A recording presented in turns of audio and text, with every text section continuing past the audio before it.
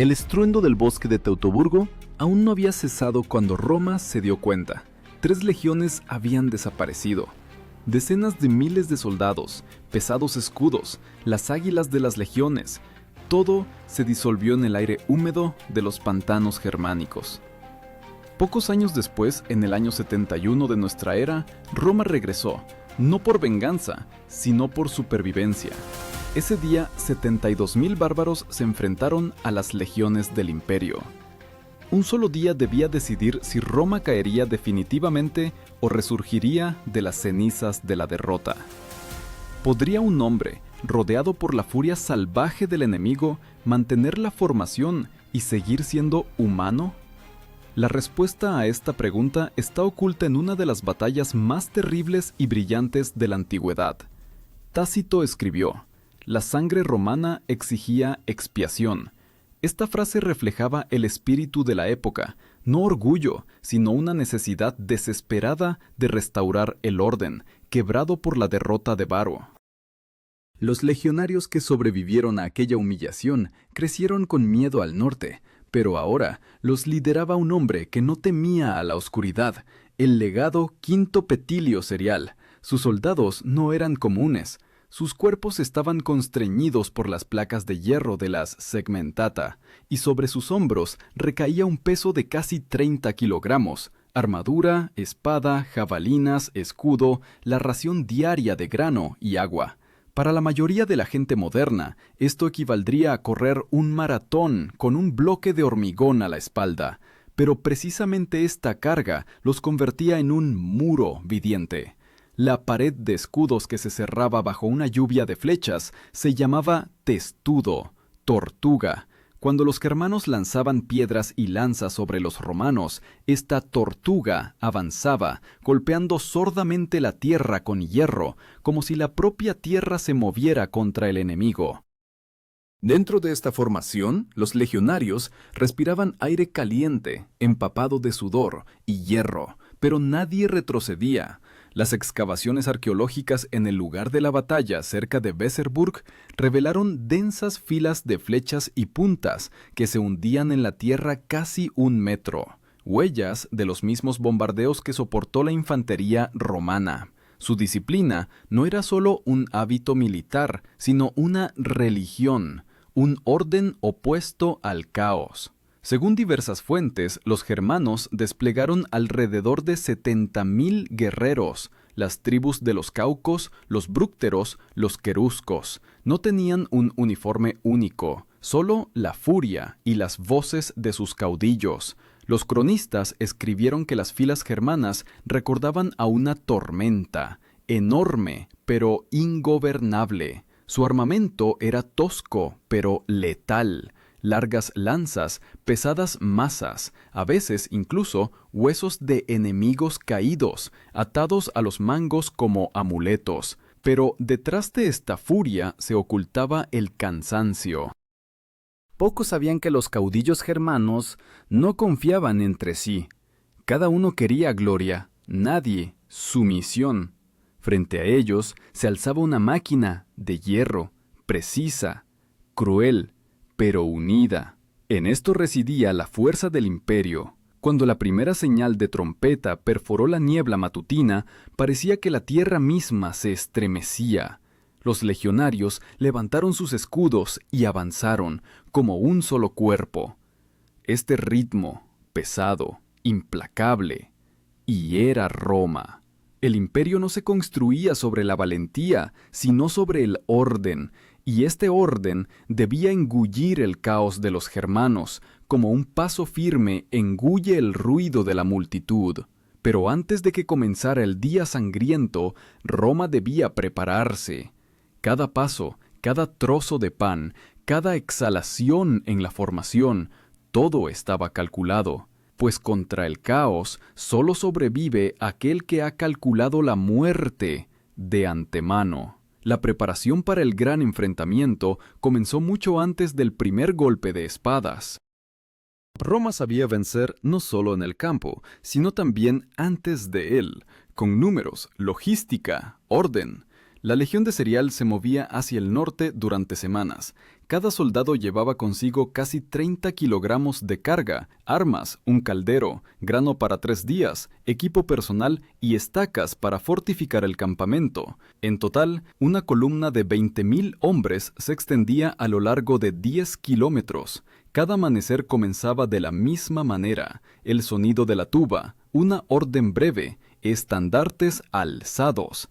Por las noches, los romanos excavaban campamentos fortificados, una zanja, un terraplén, una empalizada. Estos campamentos se llamaban castra y se construían según un plan estricto. Los arqueólogos encontraban sus huellas incluso 2 milenios después, líneas uniformes de zanjas y plazas, como una geometría de la victoria, esculpida en la tierra. Cada castrum era como una Roma en miniatura, donde el orden reinaba incluso en el barro y el miedo.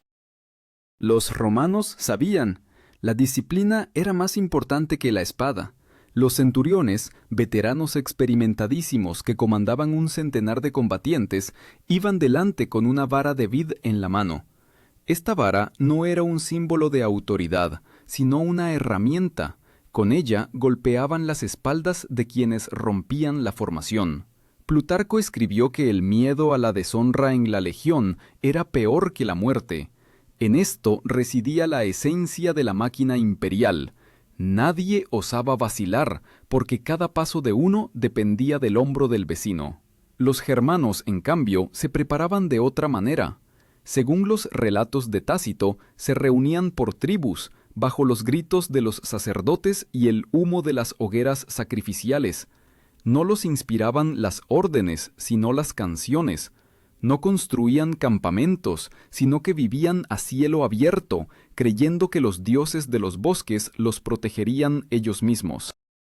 Sus cuerpos estaban adornados con tatuajes y sus cabellos eran blanqueados con cal. Las crestas blancas en sus cabezas brillaban como signos de orgullo salvaje.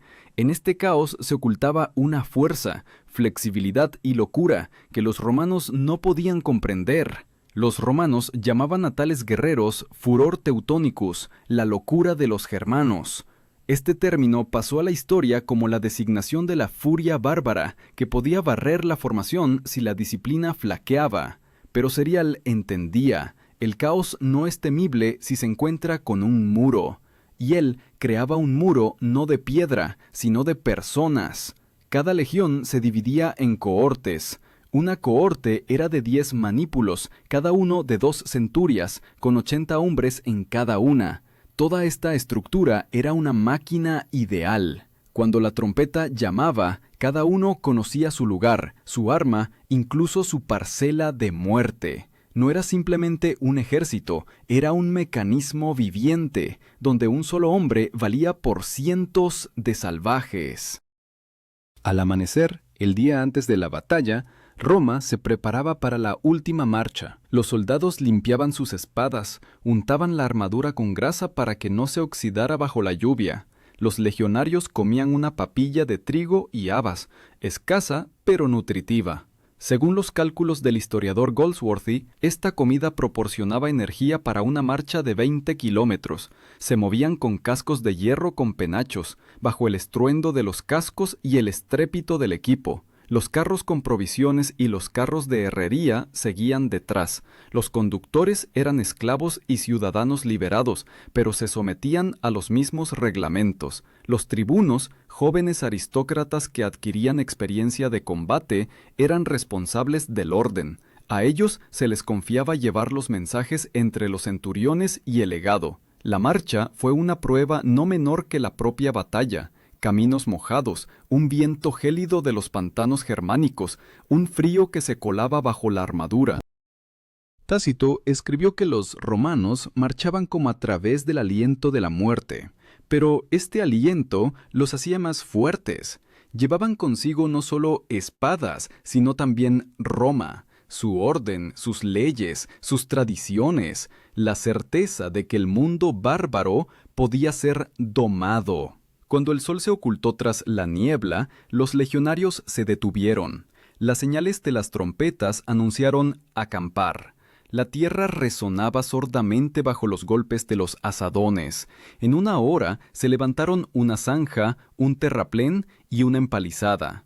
En el centro, la tienda del legado. Al lado, los estandartes y el águila de la legión, un símbolo sagrado cuya pérdida se consideraba una deshonra peor que la muerte. Los legionarios guardaban silencio, pero cada uno sabía, mañana el águila volvería a alzarse sobre la tierra donde una vez cayeron las legiones de Varo. Esa noche muchos no durmieron. Algunos afilaban sus espadas, otros susurraban una oración a Marte, otros simplemente miraban la oscuridad. Más allá del terraplén se escuchaban los gritos de los germanos. Cantaban, invocaban a sus dioses, golpeaban sus escudos. El viento traía el olor a humo y sangre. Los rituales sacrificiales habían comenzado.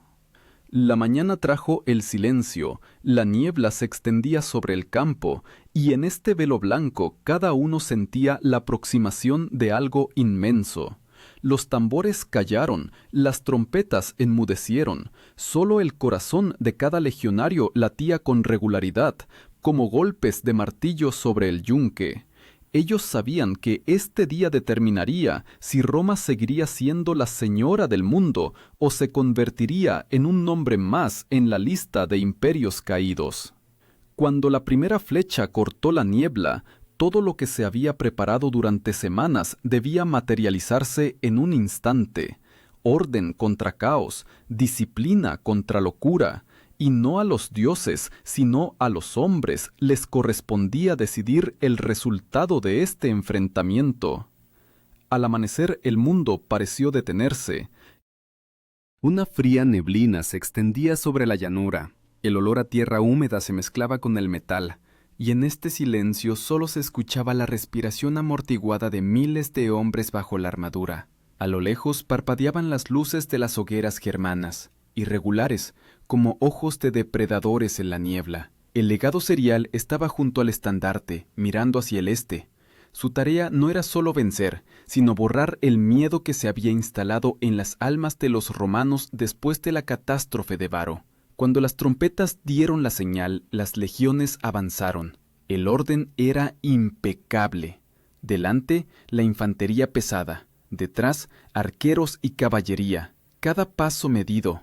Escudos inclinados, lanzas apuntando en ángulo. No era el movimiento de un ejército, sino de una fuerza de la naturaleza, dispuesta en forma humana. El suelo temblaba, los pájaros levantaban el vuelo e incluso el viento parecía marchar al compás de la formación de hierro. El primer choque ocurrió a orillas de un pequeño río. Los germanos, ocultos en la niebla, se lanzaron sobre el flanco, esperando repetir el éxito de Teutoburgo, atacar por sorpresa y romper el orden. Sus gritos, Bodan, Donar, cortaron el aire, pero los romanos no vacilaron. El centurión levantó una señal, una corta vara de madera, símbolo de mando, y la formación se cerró.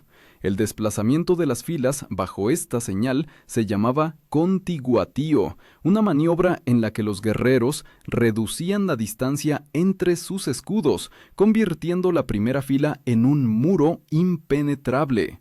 Bajo una lluvia de frameae y lanzas, este muro avanzaba, lenta pero inexorablemente. Los germanos lanzaban todo lo que podían, lanzas, piedras, incluso tizones ardientes, rugían como bestias, pero el acero romano respondía con silencio. Tácito escribió que el sonido del combate romano era el sonido de una fragua. Los golpes de las espadas contra los escudos se fundían en un ritmo, como martillos sobre metal. Los guerreros sabían, el ritmo era vida. Perder el ritmo significaba la muerte. A cada paso sentían el calor de la respiración del vecino, el estruendo de los golpes, el crujido de las correas. En estos sonidos se disolvían el miedo y la duda. En el centro de la batalla, los germanos desplegaron a sus mejores guerreros, los elegidos de la tribu de los catos. Estos hombres luchaban sin armadura, sus cuerpos estaban untados con grasa para que las espadas resbalaran sobre la piel. Los sacerdotes los guiaban, profiriendo maldiciones y juramentos. Uno de los términos antiguos con los que los romanos designaban a tales grupos era clipeati, cubiertos con escudo. Eran las guardias personales de los jefes, la élite de la tribu. Su embate fue como una avalancha. El primer golpe derribó a varios romanos, pero el centurión se lanzó hacia adelante, recogió un escudo caído y gritó: «Firmate ordinem, mantened la formación». Este grito se convirtió en el aliento de toda la línea. Unos segundos y la cohorte se recuperó. Entonces la caballería entró en combate. Los jinetes romanos, armados con largas lanzas, contos, irrumpieron por el flanco de los germanos, rompiendo sus filas. Los caballos relinchaban, la sangre salpicaba los escudos, la tierra temblaba bajo los cascos. Pero los germanos no retrocedían solo para volver. Su táctica era simple: atraer al enemigo, romper los flancos, rodear. Y cuando los romanos comenzaron a avanzar, la niebla volvió a descender de repente, como si la propia naturaleza se hubiera puesto del lado de los germanos. De esta cortina blanca se escuchó el rugido de miles de voces. Nuevos destacamentos germanos atacaron por la retaguardia. La legión se encontró entre dos fuegos. Según el historiador moderno Adrian Goldsworthy, tales momentos decidían el destino de los imperios. Todo dependía de los centuriones, aquellos que mantenían la línea. Alineaban las filas, superando el ruido de la batalla, reorganizaban la formación, dando señales con las manos y banderines. Fue entonces cuando en la formación romana se escuchó por primera vez la señal para reorganizarse en la formación orbis, una formación defensiva circular en la que la legión se convertía en un anillo de escudos y lanzas. Orbis, palabra que significa círculo, se convirtió en un símbolo de supervivencia. Los romanos, rodeados, crearon una fortaleza viviente. Los germanos se lanzaban contra ella, pero chocaban contra un muro de metal. Las flechas silbaban, las lanzas se rompían, pero la formación se mantenía. Livio escribió: «Cuando los romanos se convierten en un muro, incluso los dioses ceden». Los arqueólogos en la zona de Weserburg encontraron restos dispuestos en semicírculo, lo que confirma el uso de esta formación. Cada soldado se mantenía en su lugar, cubriendo al vecino, y moría sin moverse. El orden era más importante que la vida. Cuando la niebla comenzó a disiparse, miles de cuerpos quedaron en el campo. La tierra estaba negra de sangre y hollín. Y sin embargo, a pesar de las terribles pérdidas, el águila romana seguía en pie. El sol se abrió paso a través del humo, brilló en las corazas y revivió en los ojos de los que sobrevivieron. Vieron. El enemigo vacilaba. El caos se cansó. Y ahora comenzaba la verdadera batalla, no por el campo, sino por la idea misma de Roma. Hacia el mediodía, la batalla se convirtió en un caos, donde el ruido era tal que las palabras se ahogaban en el estruendo. El polvo se mezclaba con el humo, el aire se espesaba con el olor a sudor, sangre y resina quemada, con la que los germanos untaban sus lanzas. Pero el orden romano no se desmoronó, vivía en los gestos de los centuriones, en la señal de la trompeta, en el ritmo de los pasos. Fue el momento en que todo se decidía, no por los dioses, no por el destino, sino por aquellos que no apartaban la mirada. Cerial veía que el flanco izquierdo temblaba. Allí los germanos presionaban con su masa, intentando aplastar la formación. Su embate recordaba a una marea marina. Rugidos, golpes, retirada, un nuevo golpe. Entonces Cerial envió al frente la reserva, la quinta cohorte. Estos guerreros eran veteranos de Britania, que habían pasado por la rebelión de Boudica. Sus rostros estaban cubiertos de cicatrices y sus armaduras con las huellas de decenas de campañas. Marchaban sin gritar, con respiración pesada, como sombras.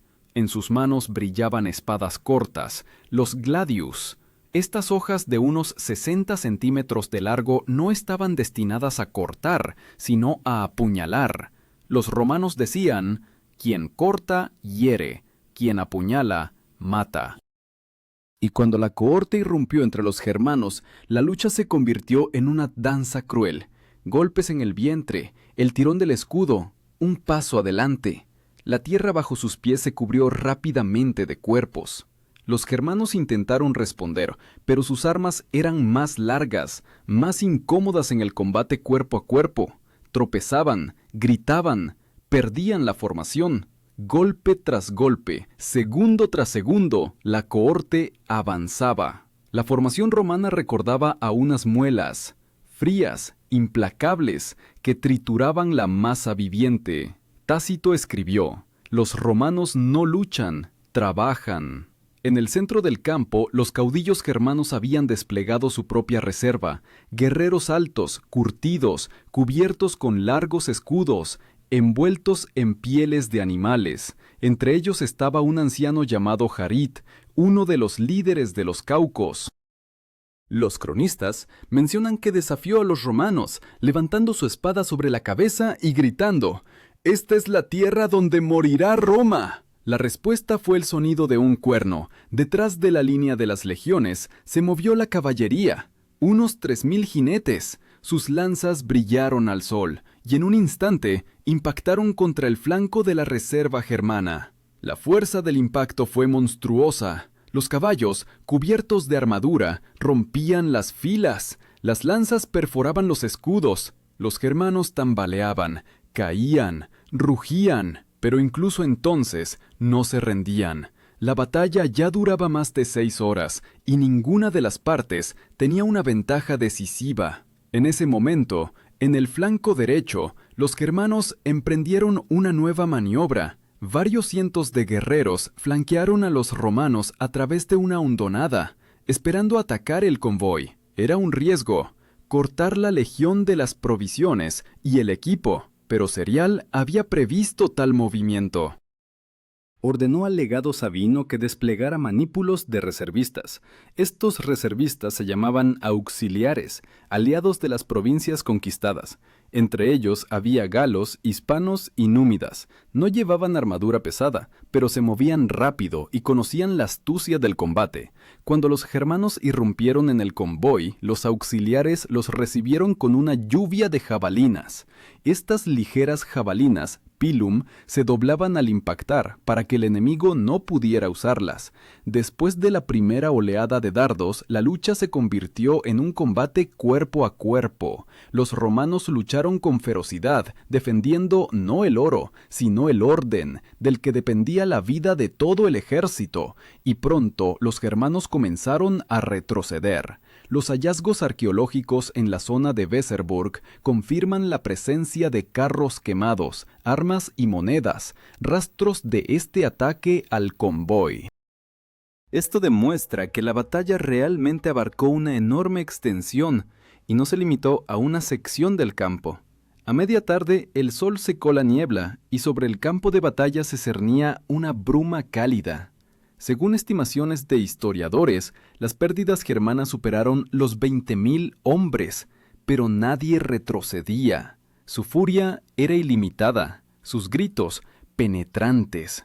Uno de los centuriones dijo más tarde: «Murieron de pie, como bestias acorraladas». Cerial comprendió que el momento decisivo estaba cerca.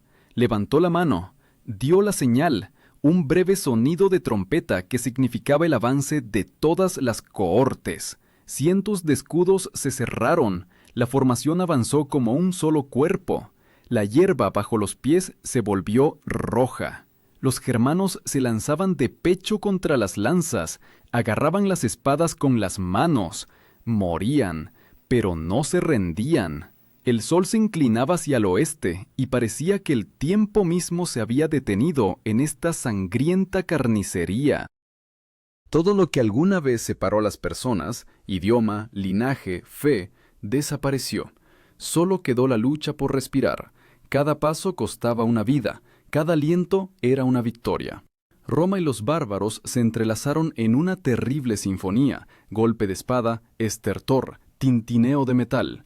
Pero en este infierno el orden romano continuó existiendo.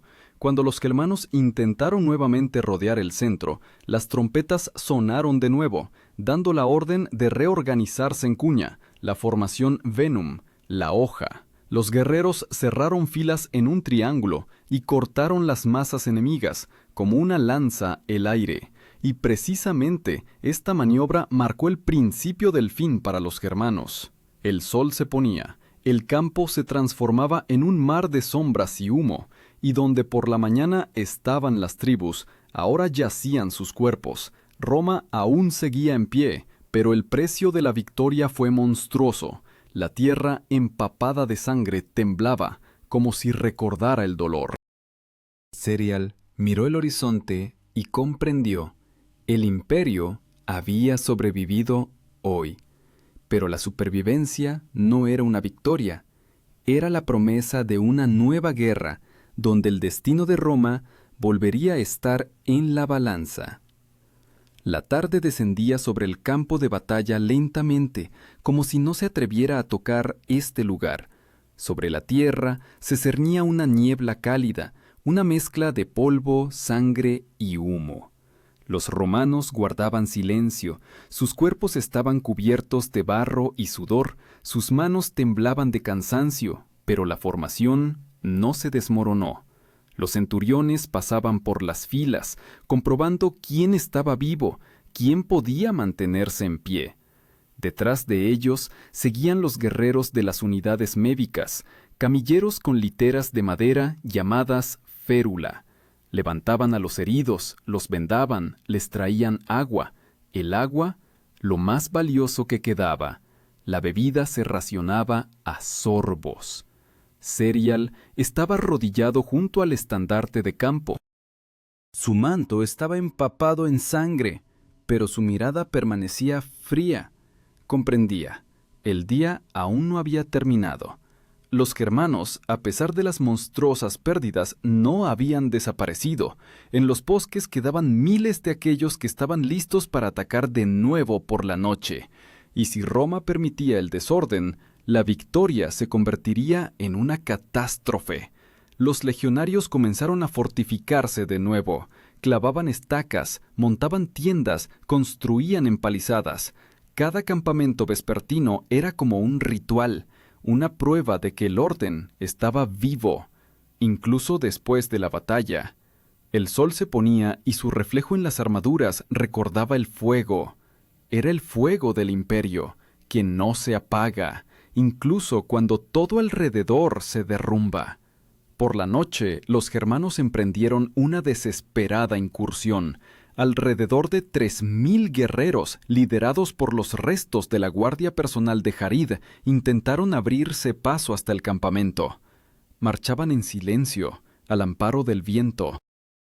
Pero los romanos tenían puestos de guardia, pequeños grupos de soldados que montaban guardia durante 12 horas. Estos puestos se llamaban vexila. Uno de los centinelas escuchó el crujido de una rama y dio la alarma. Al instante, las señales se extendieron por el campamento, las trompetas sonaron, los legionarios se levantaron de un salto. En cuestión de minutos, la formación se reunió. La luna iluminaba sus cascos, y parecía que cientos de rostros plateados miraban desde la oscuridad. Los germanos irrumpieron con un rugido, lanzando antorchas, pero chocaron contra un muro de hierro. La batalla duró solo unos minutos, pero fue el último estallido de la locura bárbara. Los romanos repelieron el ataque, y los cuerpos de los enemigos fueron apilados junto al terraplén. A la mañana siguiente, Cerial inspeccionó el campo. Según diversas estimaciones, los germanos perdieron más de 70.000 guerreros, los romanos alrededor de 8.000. Tácito escribió: el campo estaba tan densamente cubierto de cuerpos que el río no podía fluir. Esto no es una metáfora. Los arqueólogos encontraron huesos de personas y caballos en capas de limo, lo que confirma la escala de la masacre. Después de la batalla, los legionarios enterraron a los caídos durante 3 días. Los romanos enterraban a los suyos, a los enemigos los dejaban para las aves y las bestias. Para los germanos esto era una deshonra, la privación de la paz después de la muerte, pero para los romanos una lección, un recordatorio para todos los que decidieran desafiar al imperio.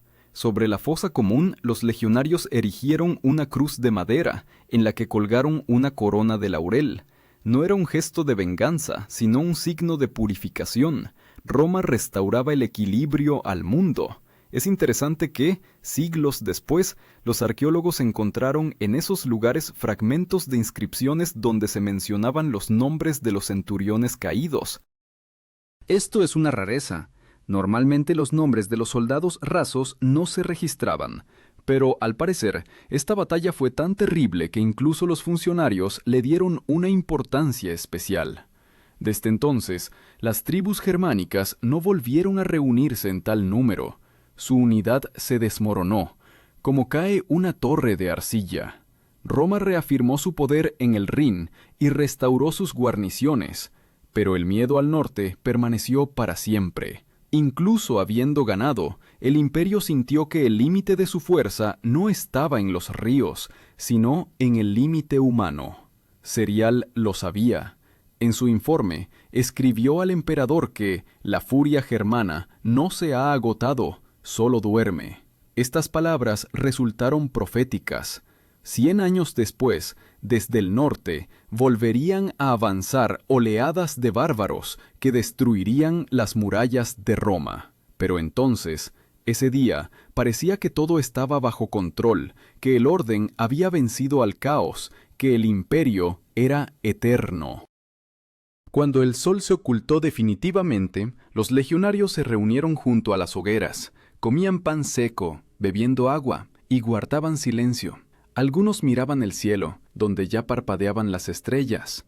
Uno de los veteranos dijo en voz baja: «Hemos ganado, pero ¿por qué siento como si hubiera muerto?». Nadie respondió, porque cada uno comprendía. Una parte de ellos se había quedado allí, en el barro, bajo los cuerpos de los enemigos. Y aún así, Roma sobrevivió. El águila de la legión fue limpiada de sangre y nuevamente izada sobre el campamento, un símbolo que había sobrevivido a miles de muertes. Desde ese día no solo significaba el poder del imperio, sino también su precio. Cada clavo en esos escudos, cada gota de sudor bajo la armadura, cada grito de dolor se convirtieron en el fundamento de lo que se llamaba la palabra Roma. Y aunque la batalla terminó, el silencio no trajo la paz. Porque la victoria, ese día, significaba solo una cosa: la humanidad había demostrado una vez más que es capaz de destruirse a sí misma en aras del orden. Y en algún lugar en la profundidad del bosque, el viento movía la hierba, como el aliento de aquellos que no regresaron. Pocos días después de la batalla, el campamento de Cerial se transformó en una ciudad de madera y sangre. Los herreros reparaban armas, los médicos vendaban a los heridos, los escribas compilaban las listas de los muertos. Cada tarde, cuando el sol se ocultaba tras las colinas, el humo se elevaba sobre el campamento. Los romanos quemaban los restos de los germanos. Era un acto no de venganza, sino de necesidad sanitaria, pero a los ojos de las tribus del norte, un sacrilegio. Creían que las almas de los quemados no encontraban el camino a Valhalla. Así, la disciplina romana generó, sin querer, un nuevo odio. Cerial estaba junto a la hoguera, sosteniendo un pergamino en la mano. En él, un mensaje a Roma. En breves líneas, la victoria ha sido obtenida, los bárbaros han sido dispersados, las pérdidas son grandes, pero el orden ha sido restablecido. Él comprendía que estas palabras pasarían a los anales, donde solo quedaría una formulación fría que no transmitiría el olor a quemado, el peso de los cadáveres, las miradas de los moribundos. La historia siempre suaviza el dolor. Por la noche, Cerial no pudo conciliar el sueño durante mucho tiempo. En su memoria afloraban los rostros de los jóvenes soldados, aquellos que reían por la mañana y yacían sin ojos por la tarde.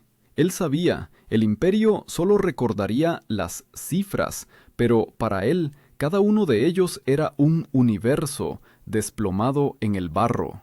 Al amanecer, las trompetas anunciaron la formación, los legionarios se formaron y el estandarte del águila se alzó de nuevo. Bajo el sonido de los tambores, el ejército avanzó hacia el sur, dejando tras de sí un campo humeante, donde la hierba no volvería a crecer. En el viento ondeaban jirones de estandartes germanos, los últimos testigos de una furia que Roma había logrado someter, pero no destruir. Así terminó esta campaña, no con gloria, sino con un silencio en el que resonaban los pasos de los que se marchaban.